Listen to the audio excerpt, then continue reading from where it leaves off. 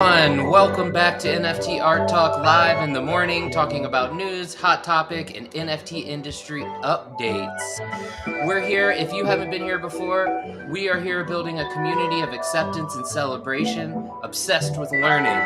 Part of the learning for us is understanding what's popping in the industry, and if we're doing it, we might as well share it, is what we thought. So we want to welcome you guys in for a quick 10-15 minute episode on all the news related to NFTs, industry updates, baselines, the whole thing. If we haven't met yet, my name is Moshe, aka DJ Fetus, and this is my homie Kardik NFT in all places. What's good, man? How you doing this morning? Chilling, man. Got up a little bit early. Was checking emails and just kind of updating myself on the NFT scene early in the morning, man. Just kind of kicking it, bro. I agree. I love those early morning sessions. I feel like Bavugar always has his space popping off. And that is always really fun to just hear. He's very one-of-one, artist-focused. But yeah, man, I'm excited to get us started this morning. Big day today for me. We got a big game tonight. Let's go Heat. Taking on the Celtics tonight for a chance at the NBA title. I'm just going to manifest it out on this show. I'm hoping to see the rematch of all rematches in the finals to see who is truly the better 2 out of 3, Heat Mavs. Plus, I could go to a game. That would be so tight.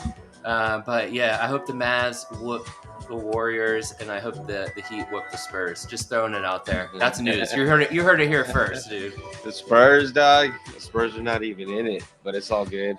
I know that would be the ultimate, is if we could get another Heat Spurs finals. I'd be like, let's go. But when the Heat were playing the Mavs back in the day with like Dirk and stuff, I wasn't like at the point where I could like really, I wasn't going to the games and stuff, you know.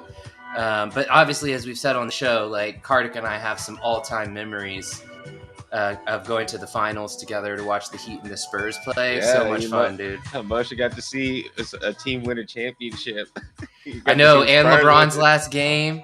And then like the year before that, like it was like heartbreak in San Antonio, and like the Heat won, and then the Heat won the next game at home to like win. It was just so epic. That back and forths were so epic. It was so tight. Moshe was the only Miami Heat fan in the whole Spurs stadium, and you got to see LeBron leave, and and our Spurs raise the fifth. And our homie Marty like has this picture of me just like with my head down, and he's just like smiling and laughing. Literally, because the year before I was talking so much shit to him because the Heat just like came in and like beat the Spurs. It was just like the Heat won, you know. Yeah, that was a really fun back and forth. So I'm hoping to see that in Dallas and get some of the Dallas homies to go to the game with me, because the Heat are balling. But anyways, we'll see what happens here. Just throwing out good juju. We'll get into the NFT news. That has nothing to do with NFTs. Just a little fun to start out our morning. But yeah, so quickly into the industry update. Found this chart, thought it was pretty interesting. Top NFT floor price by trading volume. Oops. Where was I just there? Oh man, that thing was so tight. I was really excited about it. Was it the 7-day? I don't know. I just remember it had OK Bears at the top. Let me just refresh. How are we sorting here? Okay, it doesn't even tell you how you're sorting. It just says number 1. I think it looks like 24-hour, right? Yeah, so I just thought this was an interesting chart. This is published on CoinGecko. It's showing you, by trading volume, 24-hour trading volume. I thought it was pretty interesting because you kind of see these ones that are like, okay, we see these all the time. Other Deed, like the Yuga, the Azukis, the Clone X, Moonbirds. Then you start to see some ones that I'm not so familiar with, but still just rocking it right now, even in what they're calling a down market. Not OK Bears, I thought was interesting. It's number 1. I just went to go look at the collection just to see what it was. It's a 3.4K ETH trading volume at a 0.29 floor. So still like relatively affordable as far as like these kind of like larger PFP projects. I mean, certainly more affordable than the other ones in the top 10 that are all, I mean, look at that. I mean, they're like what's It's that? huge. Yeah. Just huge, man. Just you know, Eat this like at 2K, around 2K right now. So. yeah. So like the minimum is $5,000 to get into the top 10. Very interesting. Not advice on what to buy or how to buy it. Do your own research, but just something interesting we saw this morning. Moving into our Tez fam here a little bit, looking at all the collections on Objkt. We kind of cancel out Hickek Nunk. Looks like some new stuff up here in 24-hour volume. We could do, which I think is an interesting way to look at it. C Verso, I hadn't seen them up here. FMM, Dicker Butts. Yes, that is great. Tezopunk, that's real cool. This is somebody that's very accessible. I see him around in the spaces a lot. He was in Tez Tuesday, an amazing event that happens this afternoon, actually. Bases, who we interviewed last week, hosts an amazing Tezos space. So if you want to learn more about the Tezos environment, the artists, people doing cool stuff, like I said, I know I think I've seen Tezopunk in there. I may have seen Tezards in there too. But really cool space. All artists welcome, especially if you have stuff on Tezos. But if not, you should come learn. It's called Tezos Tuesday. You just go to Bases, Bases, on Twitter. Find him. Yeah, .tez. So bases.tez. But anyways, yeah, man, just some interesting Tez stuff in here. I didn't know if you had any thoughts. Yeah, man, Tez is a good chain where everything's real cheap to kind of transact in. Like you said, I see a couple new names in here. I remember seeing Dagami, I guess, last time. But yeah, Tezards, I saw last time. But yeah, it's cool to see. Almost kind of akin this to like the independent scene, right? Like when you look at this in like the Tez environment, just because it's like cheaper for artists to transact in it and fans. Yeah, I think Tez is right around. It's hovering in the $1 to $2 range right now. So yeah, you see a different level, but also you still see. I mean, look, this is like volume, $2,000, a little bit over $2,000 in the last 24 hours. This one's even more, 715 Tez. So 15,000, right? Somewhere around there. 1,500. Sorry. Yeah, just interesting stuff. Yeah. Sorry, I'm just saying USD. Yeah. Okay, cool. Let's keep it moving just into this. We're going to dive into some news. We saw this article this morning. It was really interesting. It kind of goes with this whole industry update. So we thought we'd talk about this first. But it's just talking about how these NFTs are creating life-changing money. In 2021, the artist Beeple, also known, his name is Mike Winkleman. He sold one for $69 million. Right? And a lot of people said, "Oh, I don't know if the industry can hold that sort of value,"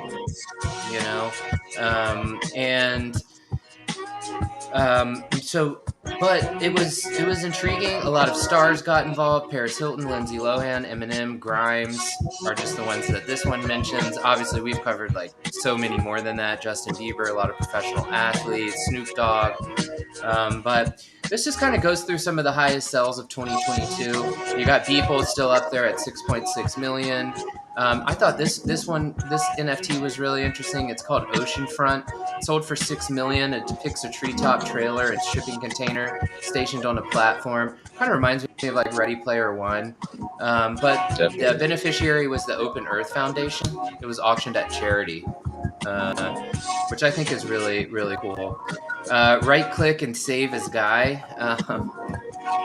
Snoop bought this NFT, Right Click Save and Guy, created as a satire of people who don't recognize the worth of crypto art. He bought it for $7 million. Yeah, and then you kind of see some of the big ones like CryptoPunks, all in the 7 to 10, 11 million range. Another Beeple at 28 million. I mean, these are just massive. Julian Assange, after his controversial imprisonment in 2019, he was facing charges of espionage due to his association with WikiLeaks, a website he founded. The clock showcases the number of days Assange had been behind bars, and it sold for 52 million. Yeah, pretty interesting. every day is the first 5,000 days. Oh, this is another Beeple. I mean, Beeple is just like this Yeah, I guy's mean, this guy's gonna be the with first NFT billionaire, dude. people, it's like exactly how you're saying. Like, how does this hold value? Well, the thing is, like, when you're a great artist and people start recognizing it, and you've been doing it every day, and you don't stop doing it, like that's how you create one of the greatest brands, right? So when you create a great brand like that, it's just of high value, and he's creating high value in this crypto market. So another reason why to be an artist, man, and keep on pushing your stuff forward. Well, yeah, and I will say, like, he's also a very, like you said, he's very focused on creating every day and inspiring others to create. And I do think he's someone to emulate, to be honest. I mean, he's on the tip. I think he's really understanding of what media is and what it can be. And I have a lot of respect for him, obviously. I mean, I think we all have room to grow, and that's something that he embraces too. Because I think there's a lot of people in a younger generation doing really awesome things in NFTs. But man, leading the way he is pretty cool, very inspiring. 100%, man. I mean, I got respect for any artist that can do it every day and take it to that level. And that 5,000 days or 5,000 photos, right? Yeah, Every days, yeah. That's dedication. That's almost it's a few years, man, of work. You see what I'm saying? Like, how many people can do that every day? yeah, I agree with you, man. I 100% agree with you. But yeah, Um, mad respect for that guy. So let's keep the news yeah, going. dude. So yeah, I was checking out this article at Spotify. So Spotify experiments with musician NFT galleries. You can view NFT collections from Steve Aoki and the Wombats, who are part of the beta test group right now. So basically, it just talks about they're going to add these new tabs that allow the artists that have NFTs to showcase them. I think through OpenSea storefront. That's how they made the integration. You kind of see the similar. Audius has a similar kind of thing where they allow you to connect your wallet and show your NFTs on there. So it's kind of cool to see Spotify doing this finally. I encourage anything like this. Honestly, I don't know why it took them this long. I know that since they're such a bigger company on like the stock market, and they have to, you know, convey all their stuff to investors and things like that. It probably takes time to implement measures and stuff, but it's important, man. Like, I think it should be a lot easier for the artists to ascertain like money and have it directly come into their pocket. And I think NFTs is one of these ways that it can happen. And it's good to see these bigger platforms integrate. It just seems there's more mass adoption occurring. Yeah, I know we've talked about a lot of the Spotify tools that they do give to artists. And, yeah, I think this is a great tool. I mean, a lot of people who listen to, like, this would be a great way for me to get just me as an artist who has music on Spotify, right? Like, this would be a great way to get people who are more traditional Web 2 fans of ours into the Web 3 space, you know? Definitely, and OpenSea is just the big marketplace right now, so it's easy for people to kind of go to that. I think you could buy with a credit card on OpenSea right now. Double check that. But yeah, man, you see this integration happening to a lot of platforms that are trying to just integrate NFTs or integrate with like an OpenSea platform just so that these artists can kind of connect in that way. Yeah, definitely. And so it's all about this adoption, and I'm excited. Yeah, I'm glad that Spotify is doing it. I can't wait to see blockchain and digital rights management. That's a big dream for me. Well, hey, you know what? This has been a great episode. We appreciate you guys coming and hanging out. A lot of really high level stuff today. Sometimes it's like that. We hope you have a great day. Go Heat. Obviously, I'm in the gear. I'm ready. And have some fun today. I know I'm going to have some fun watching some basketball and writing some music and hanging out with my kid and, getting shit done. So I hope you guys all have a great, productive day. I'm going to let Kardec close us down. Listen to some great music today, actually. I beg and tell everyone to go do that. Kind of just lose yourself in the music, let that kind of vibrate with you, and then take that feeling, then push it out there, man. Yeah, we'll see you guys later today at 1 o'clock this afternoon, 1 p.m. Central Time, U.S., Chicago time, if you're looking at a map and wondering. But we are so appreciative, and we'll see you guys then. Yeah, listen to some great music. I'm with Kardec.